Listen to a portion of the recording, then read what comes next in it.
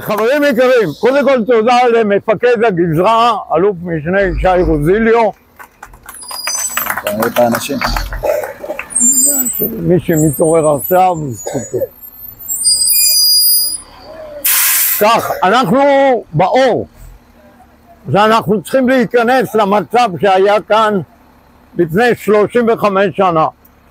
אמצע הלילה, בערך 11:15, משהו כזה, מעירים אותי בלילה בחטיבה שיושבת בחברון, ואומרים לי, תשמע, יש כפר שקוראים לו נובה, הכפר הזה נמצא מצפון לנו, אבל מכיוון שהרכסים יורדים, אז בשביל להגיע לשם, הכביש לא נוסע ישר צפונה, אלא הוא נוסע מערבה, מקיף את השלוחה, ואז הוא מגיע לנובה, וכך הוא ממשיך הלאה, וכך הולך גם דרומה. זאת אומרת, זה הכביש הראשי. אומרים לי, סייען שלנו התקשר לשב"כ, אמר שתוקפים אותו ויורים בכפר ואיזה חוליה מסתובבת שם. מה זה סייען? סייען זה ערבי פה שהחליט שכדאי לו לעזור לנו, לסייע לנו, הוא מקבל בתמורה כל מיני דברים. והוא אומר שיורים עליו ויש שם בלגן בכפר, אנחנו רוצים לעזור לו כי זה חשוב לנו. מפקד הכוח ששלחו, מג"ד מילואים תותחנים, דוד אלכד, על שם מקום דמו, אומר, אם אני נוסע בכל צומת או בכל פיצול, אני אעמוד, אני אחכה רבע שעה ואני אחשוב לאן ללכת, ובסופו של דבר אני אקח את הכביש הלא נכון. תשלחו את קצין המודיעין של החטיבה, שמכיר ויודע, ואני אגיד לו כמה אתם, עוד מעט יהיה ככה, עוד מעט יהיה ככה, כך שמאלה, כך ימינה. וזה בדיוק מה שקורה, אני יורד למטה, מחכה לו, הוא בא, אנחנו נוסעים בג'יפ שאין לו דלתות. לילה, אנחנו נוסעים בג'יפ שאין לו דלתות, יש לו גגון כזה של יריעה, המג"ד נהג, הוא לקח את הנהג שלו, שם אותו מאחורה, אני ישבתי לידו ומאחורי ישב יואל פטשניק שלי, וככה אנחנו נוסעים, אחרינו עוד שני רכבים צבאיים שלנו. כשאנחנו מגיעים הנה, ותזכרו, אנחנו צריכים לנסוע עוד 3 קילומטר בשביל להגיע לכפר, כשאנחנו מגיעים הנה ואנחנו יורדים משם כדי להמשיך לכיוון הזה, מולנו נוסע רכב אזרחי. עכשיו זה עניין של שניות. אתה יכול לבוא ולהגיד, בסדר, נוסע רכב שימשיך הלאה. אתה יכול לבוא ולהגיד, לא, לא, לא, זה הרכב שאנחנו מחפשים. הם גמרו שם את ענייניהם והם באים הנה. עכשיו, מכיוון שאני הסתובבתי פה כבר 8 חודשים עד האירוע, ואתה מכיר את הגזרה ואתה יודע, 12 בלילה, אני מדבר על לפני 35 שנה, 12 בלילה, הסיבה היחידה שרכב ייסע, זה סיבה בריאותית. או שמישהו חולה ולוקחים אותו דחוף לאן שהוא, או שמישהי יולדת ונוסעים להביא לה מיילדת. אני אומר לנהג, למג"ד שלידי, שחק לו עם האורות של הג'יפ, אם הוא ימשיך לנסוע הוא יעמוד בצד, נבדוק אותו והכל טוב ויפה. אבל אם לא, הם המחבלים שגמרו את ענייניהם בכפר והם מושכים דרומה. הכפר המרכזי כאן באזור היה עידנה. יותר מאוחר התברר לנו שבאמת 2 מתוך 3 המחבלים היו מעידנה. הוא מאותת, הרכב מגיע ממול, ואז כאן פתאום רגוע, פתאום בבת אחת מרביץ סיבוב לתוך הסמטה הזאת ומתחיל לנסוע במהירות אדירה. ואז אני אומר למג"ד שלידי, זה הרכב של המחבלים, שזה עוד צל"ש, עוד טר"ש. עכשיו מכיוון שאין דלת, אני מטה את הרכב, מטה את עצמי החוצה ויורה. אתם יש לכם כדורים חיים. אז באינתיפאדה היה עוגת קוט, היה קלע כזה. לא, היה נשק, אבל לא רצית להרוג, רצית לפצוע. לא השתנה הרבה. ולכן הקצינים הבכירים עברו קורס לירות לא בנשק חי, אלא בכדור כזה של פלסטיק, שעל כל ירייה אתה צריך לדרוך את הנשק עוד פעם, כי אין מספיק חומר נפץ שידחוף את הפטיש אחורה. בקיצור, אני מטה את עצמי ויורה, המג"ד לא יורה, כי הוא נוהג. אז רק אני זה ואני יורה עליהם כשהם ממשיכים לנסוע לכיוון ההוא. תכף אנחנו נגיע לשם, כאשר מאחורה, שני החבר'ה שיושבים מאחורה לא יודעים מה קורה, לא הבינו מה קורה, ואלה שמאחורינו, שני הרכבים, נוסעים אחרינו. עכשיו גם הם לא ידעו בדיוק מה שקורה, כי מי שרואה זה רק מי שנמצא לפנים, מי שנמצא מאחורה או שהוא מבין יותר או שהוא מבין פחות. זהו, אז לא נסענו לשם ולא נסענו לכפר, פנינו שמאלה, אנחנו 3 רכבים, ג'יפ, נונון ונדמה לי עוד ג'יפ מאחורה, מפקדה או משהו כזה, אולי 2 נונונים, אנחנו 3 רכבים. זאב, איך? שאל מה זה נונון? מה זה נונון? בסדר, זה כזה דבר 10 דורות אחורה. זה קומנדקר. מה זה קומנדקר? זה רכב שהחלק התחתון מתכת, בחלק העליון יריות כאלה, ואתה צריך להתפלל שאף אחד לא ייראה עליך. חברים, זה נקודה אחת, גמרנו כאן. אנחנו חוזרים חזרה לרכבים, עולים ואנחנו נוסעים 2 דקות. איך? אחרי הרכב של המחבלים. כן. כן, רבותיי, אמרנו, לילה חושך, המצב כרגע הוא שהרכב שבתוכו 3 מחבלים ואנחנו לא יודעים כמה הם, ואנחנו לא יודעים אם זה רכב אחד או שאחרינו אולי נוסע עוד רכב. זה מה שאנחנו יודעים, הרכב נוסע, אנחנו 3 רכבים נוסעים אחריו, למעשה רק אני יורה מהג'יפ שנוסע אחרי הרכב. הבית הזה לא היה קיים, 2 הבתים האלה כן היו קיימים. סליחה, הבית הזה לא היה קיים, אבל הייתה גדר, לא הגדר מתכת, הגדר בלוקים הזאת הנמוכה. הבית הזה הייתה קיימת רק הקומה התחתונה, אתם רואים את ההבדל באבנים, ולפניו גדר עם שער אחר, וכאן הבית הזה לא היה קיים. מה שהיה כאן זה גדר אבן נמוכה, לא גדר מבלוקים או בטון או משהו כזה, אלא גדר מאבני לקט, כמו הגדר הזאת, למשל כאן. עכשיו אנחנו נוסעים,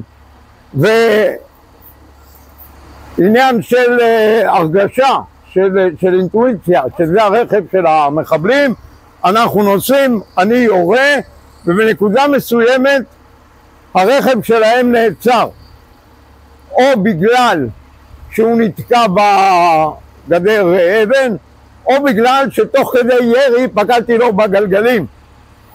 היו אחרי זה פגיעות בגלגלים, בדקנו, אבל אנחנו לא יודעים אם בגלל זה הוא נעצר.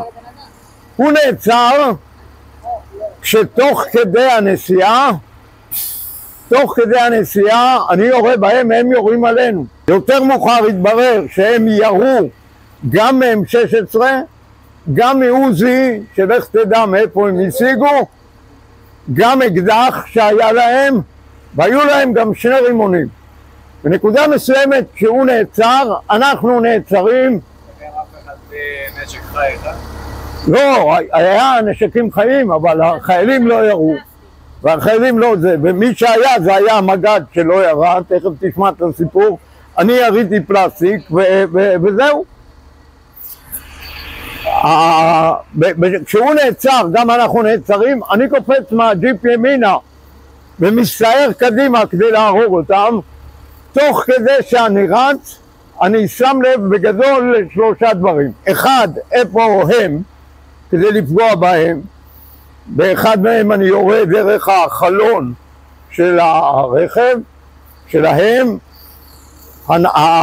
הבחור שהיה ליד הנהג פתח את הדלת ורצה לצאת, אז יריתי גם בו תוך כדי, והנהג באיזשהו מקום כיוונתי, אבל לא יודע אם פגעתי בו, הוא היה בפנים.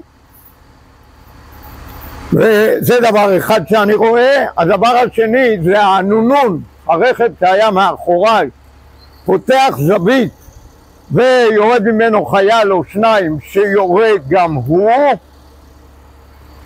ואני שם לב שהמג"ד שנהג ירד מהרכב ונעלם לי.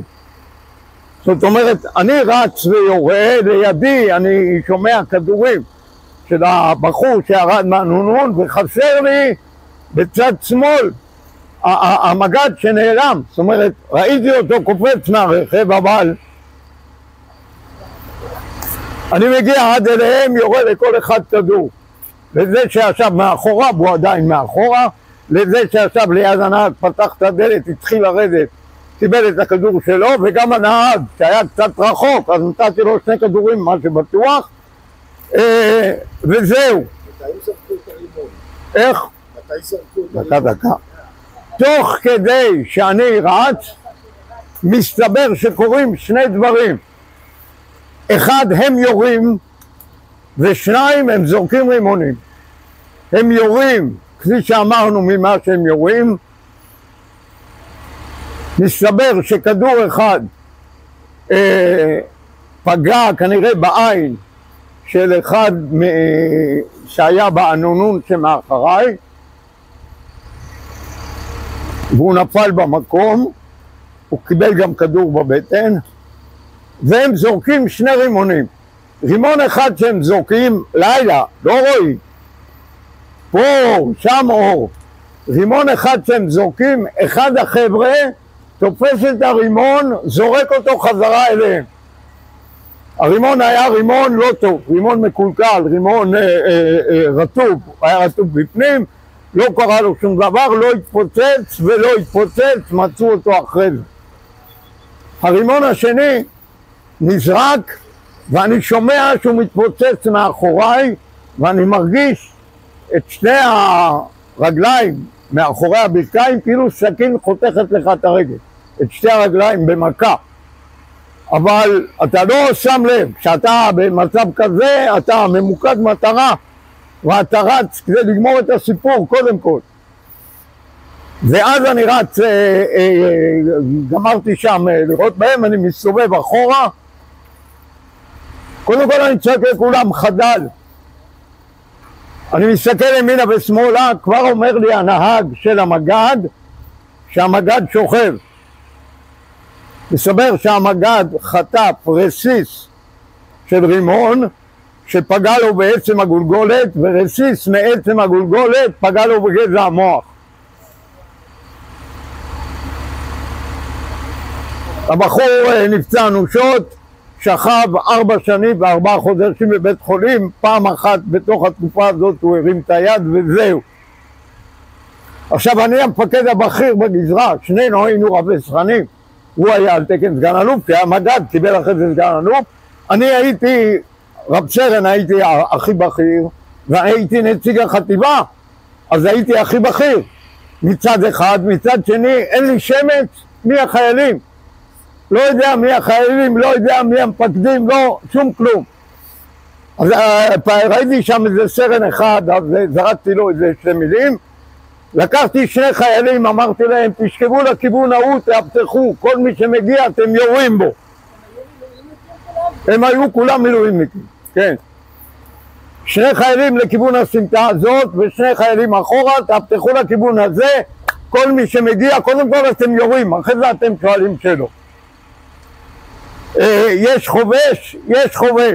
אני אומר לחובש, תעבור בין כולם, תן לכולם לשתות חוץ ממי שיש לו פגיעה בבטן, כולל אותי. היה לי פה רסיס, עוד ישנו פה רסיס, אז הרגשתי את הדם. אמרתי לו, כל מי שיש לו פגיעה בבטן, אתה לא נותן לו לשתות, מקסימום אתה מרטיב לו את השפתיים. גם לי אתה לא נותן. ואני מסתכל ימינה ושמאלה, מה מו, אני עושה חשבון איפה אני נמצא.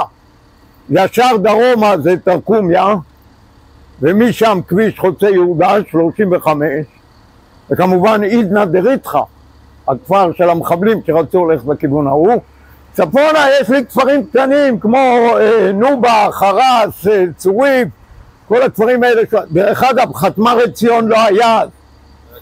אנחנו שהחי פחות או יותר מירושלים עד באר שבע, כל הגזרה הייתה שלנו, והסתובבנו באמת בכל הגזרה. ואני זוכר עוד דבר, שגם בגללו המג"ד ביקש שאני אבוא. אם אני מכאן נכנס לג'יפ, או איכשהו תופס סמן של הג'יפ, קודם כל הוא מכוון על הגדוד, על התדר של הגדוד. גם אם אני עובר לתדר של החטיבה, החטיבה לא תקלוט אותי מפה. החטיבה, איפה שישבה אז, לא בהר מנוח, אלא זה גם בהר מנוח היא לא תקלוט, זהו, בממשל. ולכן אני נשאר ברשת של הגדוד. הגדוד ישב בחלחול על שלוחה שהיא הולכת מערבה, שהיא שולטת בקשר גם כאן. ואני מדווח להם על הסיפור, השעה הייתה 12 ו-12 דקות, חצות ו-12 דקות. ואני מדווח להם פחות או יותר על 8 פצועים, זה מה שידעתי, 3 מחבלים הרוגים. אנחנו נמצאים בבית אולה, האום-עלה זה שם שלא לא הכרנו בכלל. בית אולה זה אחד הכפרים, אנחנו כאן, וכוחות מתחילים להגיע. הכוח הראשון שמגיע, אני ככה צולע, אני לא צולע, אלא הולך עם מדדה, עם הרגליים הפגועות. איך? פה, הכל קורה כאן. גמרתי לראות בהם, חזרתי חזרה לג'יפ וחילקתי את החבר'ה, עשיתי עוד איזה סיבוב או 2. הרכב הראשון שמגיע היה אמבולנס של קריית ארבע. כל הצבא הגדול, כולם בהזנה וכולם זה, אבל האמבולנס קריית ארבע יושב על הרשת הצבאית, קורה משהו, הם הראשונים שבשטח. האמבולנס הראשון מגיע הנה, מתחילים לטפל, ואז מגיע עוד כוח, מסתבר שהקפיצו הנה כוח של דובדבן. הבחור שמגיע הנה, בחור מדובדבן, קוראים לו דוידל'ה. הלו, הוא דוידל'ה מעיר דוד. כן, אתם מכירים. הוא חזר, כמו שאני חזרתי לקבע פה, הוא חזר לקבע לדובדבן. ואז הפעולה הראשונה שלחו אותו זה הפעולה הזאת. איך שאנחנו נפגשים פה, בתוך כל הסיפור, לא, הייתי פצוע, אבל לא איבדתי הכרה או משהו. אני אומר לו, דוידל'ה, כל פעם שאני נפצע, אתה מגיע? פרק אחורה, היום האחרון של מלחמת יום כיפור, כ"ח בתשרי, תשל"ד, אני נפצע בצד השני של התעלה. דוידל'ה היה על טירון, אני הייתי מ"מ טירונים. דוידל'ה היה טירון, ויחד איתו לוקח את האלונקה מאיר כהנא. היה שם עוד אחד רוני שאני לא יודע מי, ועוד אחד רביעי, ומטפלים לי שם בשטח, ואחרי זה הורידו אותי לבית החולים צבאית, שפרקנו יומיים קודם את בית החולים שם. בית החולים הוא ישכה מעל הרב גופן. כל מתחיל ונגמר בגודל. האישור לא, אתה תוחד סייד ככה. זהו. ובקיצור, מתחילים אז להגיע כוחות. מסתבר שהסמח"ט יצא מהחטיבה, נכנס ישר לבית כחל. אתם קוראים לזה בית כחיל. אני קורא לזה בית כחל, כמו הערבים. ישר נכנס לבית כחל, שזה כפר נקניקי כזה, להסתובב שם, כל רכב זה סיפור, ולסובב את כל השיירה זה סיפור מהספרים. בקיצור, אז הוא הגיע בשלב הרבה יותר מאוחר. בינתיים מגיעים כוחות אחרים, אומרים לי בוא תשכב פה, אז אני נשכב על הקיר, אני לא זוכר של הפתח הוא בצד השני, ונשכב שם, מביאים לשם את הפצועים, עשו שם איזה נקודת, ואני לא זוכר שראיתי את המג"ד. יכול להיות שהשאירו אותו במקום עד שאיכשהו פינו אותו. אמר לי אחרי זה הבחור שמאחוריי, שהבחור השני שגם נהרג, סמל יצחק רווח, השם ייקום דמו, הוא חטף כדור בבטן, חטף כדור בעין, והבחור שהיה מאחוריי הנשם. הוא אומר, כל פעם שהנשמתי אותו, הכל יצא מהעין. כן, אז תמיד עליהם. הם לא הקשיבו מילה עד עכשיו. קיצורו של דבר. הוא אמר מכיתה ג'. יאללה, כל המבוגרים להירגע, זה רק מחשד אותם. בקיצור, משכיבים אותנו ליד על הקיר הזה, ומשם יש איזה שתי תמונות, המחבר במערומיו או בתחתוניו, שאז היו לבנים. זה שם. זה ממש בסדר, ממש בסדר, יש תמונה אגב, מי רוצה לראות תמונה?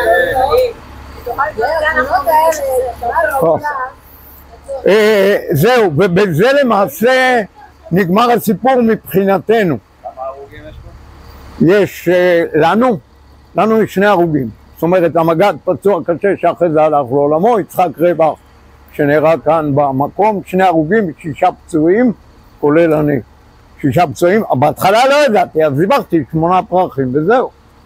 ולהם 3. איך? 3 צד שני. צד שני 3 הרוגים. היו 3, היו 3. איך? כן. מה כדורגל? כדורי גומי, מטווח 0 כדורי גומי. חיים, לא? לא, החיים היו לי פה סגורים, מה שבטוח. זה שלא היה לו כדורים חיים. לא, היה לי כדורים חיים, אבל היו סגורים, ובתוך כדי אתה לא מחליט. אז זה מהכדורי פלסטיק, יכול להיות שהבחור שהיה לידי, שזה עוד הוסיף כמה כדורים בהם, היו בהם כדורי פלסטיק. זאת אומרת, בררתי עם האלוף וזה היה מצנע, היו כדורי פלסטיק. קיצורו של דבר, המח"ט היה ברוך אנגלמן, הזמנתי אותו גם היום אבל הוא לא הגיע, הוא הגיע לאירוע 30 שהיה, טוב, יותר מאוחר, אחרי זה בית חולים הגיעו כל מה זה? בוויקיפדיה הוא לא מופיע כמח"ט יהודה. אנחנו שמנו אותו על הקיר של המפקדים, בוויקיפדיה הוא לא מופיע. לא יודע, זה מישהו שתקן בוויקיפדיה. אני יודע למה. קצינת חינוך שלך. בקיצור, זה מה שקורה כאן. בשלב יותר מאוחר כמובן מגיעים כל מיני כוחות, משתלטים פה על כל העסק. אותנו הפצועים פינו, לא היה צריך מסוק או משהו כזה, אז פינו אותנו באמבולנסים, אותי לקחו לירושלים, להדסה עין כרם, ב5. מה? אותך כן ממסוק. לא, מסוק זה ביום כיפור. מלחמה אחרת את זה במחברת של שבוע שעבר היה כתוב מסוק? הוא היה חלקם דברים שאמר. סבא. לא, זה כתוב, זה צד הקובר.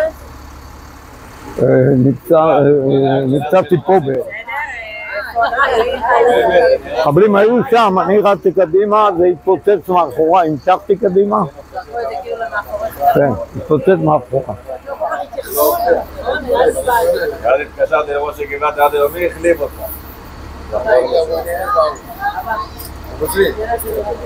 בפנים. צריך לעשות של הקמאנים של החטיבה. כן, הפעם היה קמאנים לוחמניים.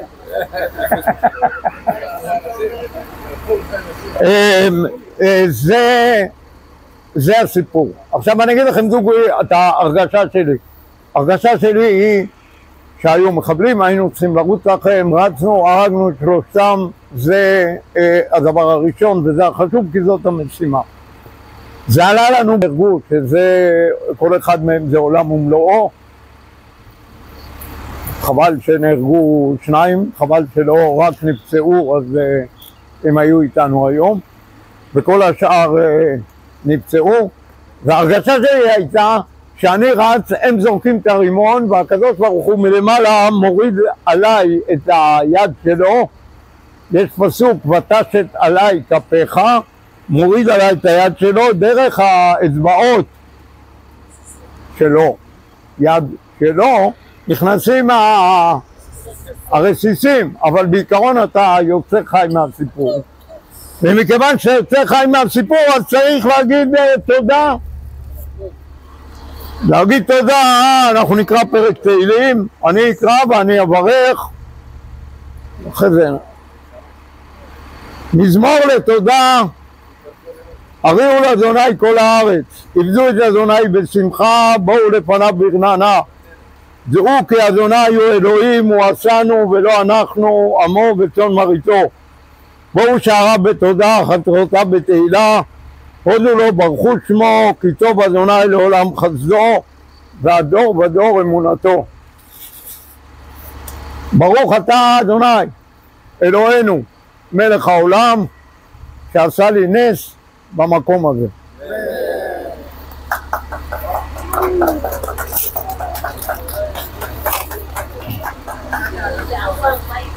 הבטחנו בלי אלכוהול. היידי. המאז,